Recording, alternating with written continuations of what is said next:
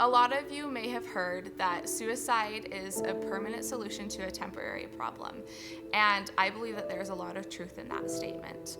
I know that people who are experiencing suicide ideation feel like they are trapped and that ending their life is the only way out of their pain.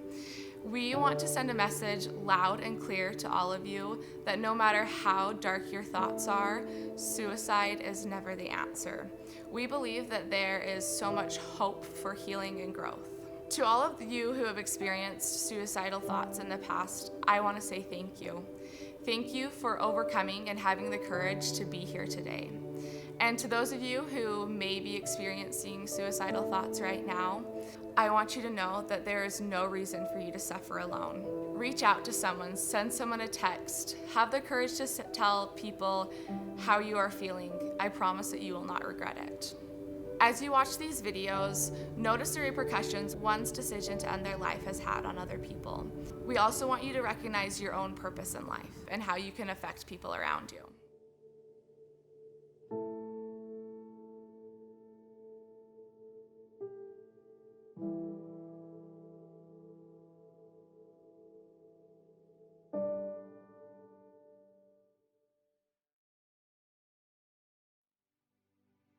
Well, I'm just going to share my story about how suicide has affected me. I'm a twin, and our junior year in high school, my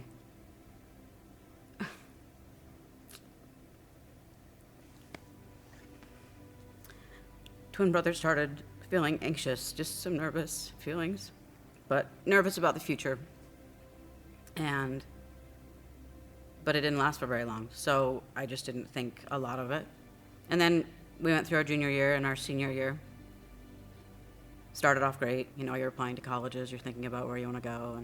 And then in October, he started experiencing some severe anxiety about the future and couldn't stop really thinking about what was coming and if he could handle it, and will I be good at college, and will I be able to be a good dad, and just questions that were so far in the future that I felt he didn't need to worry about them right now, and tried to let him know that he'd be great at the things that were coming and that he needed to enjoy where we were right now and not maybe be so worried about the future. And then it got to the point that he was so anxious that just functioning in life became difficult. And that happened within maybe about 6 or 7 days. And my parents were worried enough that they took him to the doctor. And the next day told my parents that he had been contemplating suicide all night that night, which made us all obviously very nervous. And the medication caused some extreme physical issues as well. His hands were shaking a lot. He couldn't really concentrate. So it kind of exacerbated the feelings that he was having of anxiety before starting to take the medication. We were worried, and my parents wanted to get him into a therapist, so they made an appointment for the following Monday. And when we went to school on Friday, it was just like he couldn't handle just being at school. It was hard. It was really difficult to function. And we were supposed to take the ACT the next morning. We went, and he walked out because he couldn't handle being there. We worked at a local grocery store together, and when I came home from the ACT, he seemed better. Like, he seemed more hopeful. He said that he'd been able to do some homework, which he hadn't been able to do for about a week and a half.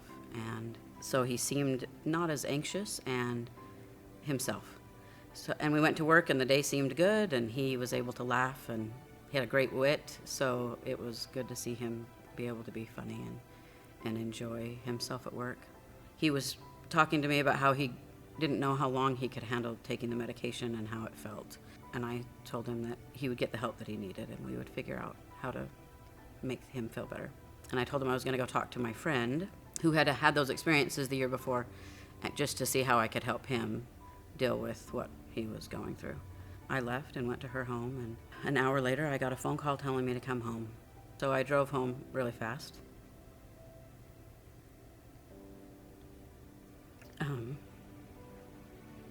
Because I knew that he'd either attempted to end his life or that he had ended his life. And when I got home, my younger sister, who was 8 at the time, told me that he had indeed ended his life while I was at my friend's house.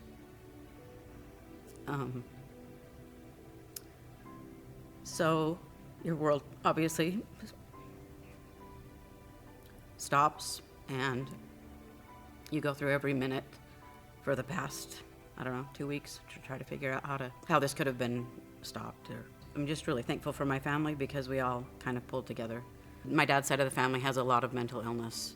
His mom had been bipolar his whole life. She had a nervous breakdown after he was born. He's the oldest of 8 children, and her father had experienced mental illness as well. So we knew that that is something that could have happened, and it's something we had talked about, but we were never prepared for how quickly it came on and how quickly he was gone. And my mother took it, unbeknownst to me, I did not know that she had ever experienced postpartum depression. But after my older sister and my brother and I, after our births, she'd had severe postpartum depression and then didn't experience it with my younger brother and younger sister. So I just didn't know that was even really part of her history. But when my brother died, immediately she experienced maybe a mental break, and within the year had a nervous breakdown as well and was diagnosed with bipolar disorder. She experienced that in a way that was basically 2 months depressed in bed, or a month or 2 months in bed, and then a month or 2 months manic. And they were pretty severe swings. And she lived that way for 8 years, and we experienced the long-term effects of mental illness. They had come out with a new medication for bipolar disorder, and they put my mom on that medication, and immediately her mania was worse than normal. And my dad was very concerned and had called her psychiatrist and told him that he was nervous about how the medication was affecting her, and asked if there could be a lower dose, to which he responded that she was probably at the lowest dose they could use. And his biggest concern was when she swung into a depression, that he didn't know how that would affect her. A month later that happened, and he called all of us and told us that she was acting very similar to my brother, and that he was worried, so he had taken days off work to stay home with her and had called to try to get in touch with a psychiatrist. And then he had felt like things were better and asked us to just call and talk to her and see how she was doing. And the next day she ended her life as well while my dad was at work. My experience with suicide is all based on mental illness and the effects that it can have on a person who is one day doing well and living life vibrantly, and then has a difficult time functioning and feels like life is hard and too hard. So after my experience, I did a lot of research into medications that are used for mental illness, and realized that there's some things that happen right when someone starts taking them where they need to be under some close observation, which we were never really told. When I talk to people who have loved ones who are having suicidal thoughts, I caution them about just being very aware and attentive to the way that medication affects them.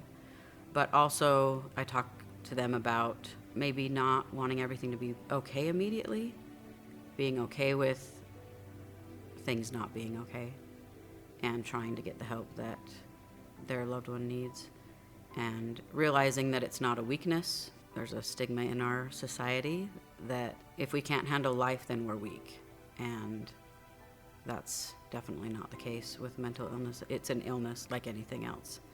I think that's why it's difficult for us to deal with, though, is that we can't see it. It's not something that we can see. So I just tell them there is a lot of hope with this illness. So to be open to maybe different therapies and different ways to find help, but to take it very seriously and to know that it's not their fault and that they need help, and to try to get them the help that they need. Well, it's like I said about mental illness. It's an illness. It's not a failure on their part, and it's not a failure on our part. I know that my brother and my mom are okay, and that they're happy now, and I know that things that they could have been happy here had things maybe happened differently. But there's life with mental illness. There's really great life with mental illness. I have a lot of family members who experience different types of mental illness and lead very happy and full lives. And so to me, that's extremely hopeful. And I feel like our understanding of mental illness is improving, so that hope increases as we kind of realize what's happening and try to change maybe the way that we go about trying to help people. I never really went to any therapy or counseling, but I had an amazing high school teacher who reached out, and some incredible friends, both when my brother and my mother died. But they were just there, and I could talk to them whenever I needed to about nothing or about something. And I think we need to reach out and talk to people when we're trying to deal with something that's bigger than we really can deal with on our own. It's been really helpful for me to maybe study and to do some research. It's not something I bring up because it's hard for me to talk about. It's not something I bring up because it's difficult for other people to know how to react. And I always feel bad making them feel uncomfortable. I wish in society it was a comfortable thing that we could talk about. But it is difficult for people to know how to react and what to say, and I hate putting them in that position. I remember when I went to college, but a girl in my class talked about how we'd both lost brothers to suicide. And I remember thinking, oh, you're like me. Like, it was weird. You feel kind of alone, and it was nice to just sit and be like, we've both experienced the same thing. So it is nice to reach out and to talk to people who've experienced similar things.